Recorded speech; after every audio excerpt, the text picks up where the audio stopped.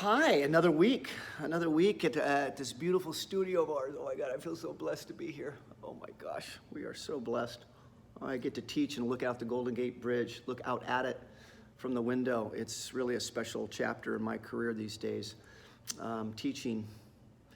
Hey, so for 22 years, I was addicted to nicotine. I chewed tobacco.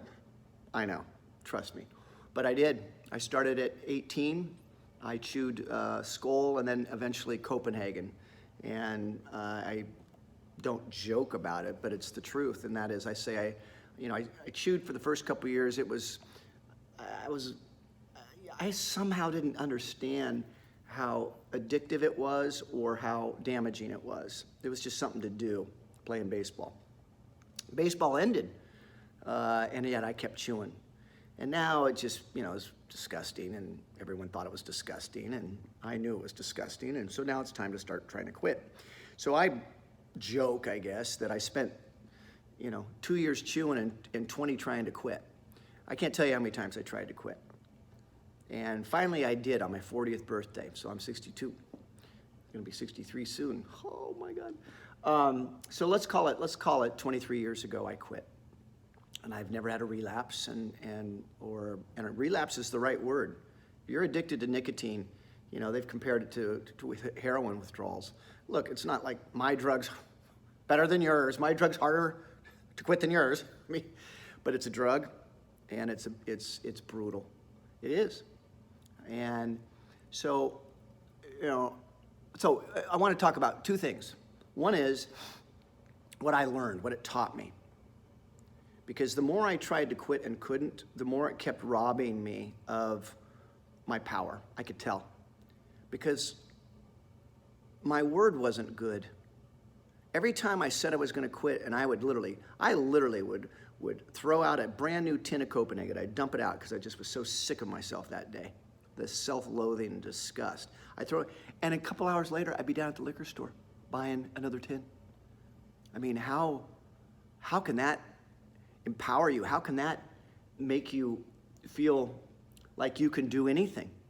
If your word isn't gold, if you have big dreams and your word isn't gold to yourself, you lack personal integrity, you're not congruent, you're screwed. If your word isn't good and you have big dreams, you're screwed. And that's what nicotine did to me, did for me. It robbed me.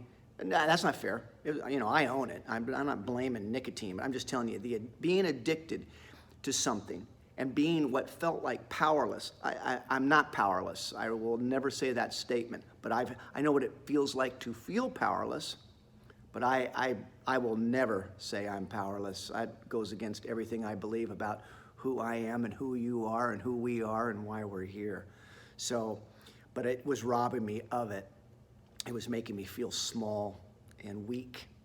And so, can you imagine, week after week, month after month, and now year after year, trying to quit and not being able to? And it all of a sudden, I didn't believe in me. I didn't believe I could do what I wanted to do, because I wasn't able to do it. So it kept robbing me of my power. And I knew that this was more than just nicotine, that more than just something that could kill me, which you'd think would be enough to quit, but it wasn't. I knew that until I did, I could not go to the next level in my life as a dreamer. So my question to you this week is, what's robbing you of your personal integrity? What are you addicted to? What's the thing that you procrastinate on and can't seem to shed, this behavior that is pulling you down? And it's not a shame thing, man. I mean, although it probably feels like it. I certainly did. I just talked about it.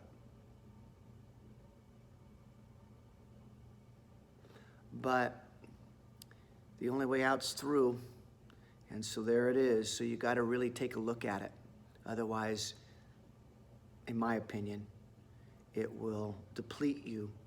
It'll steal from your bank of personal integrity, and you won't be congruent, and you won't believe in you? I really think that's an incredibly important question. So there it is.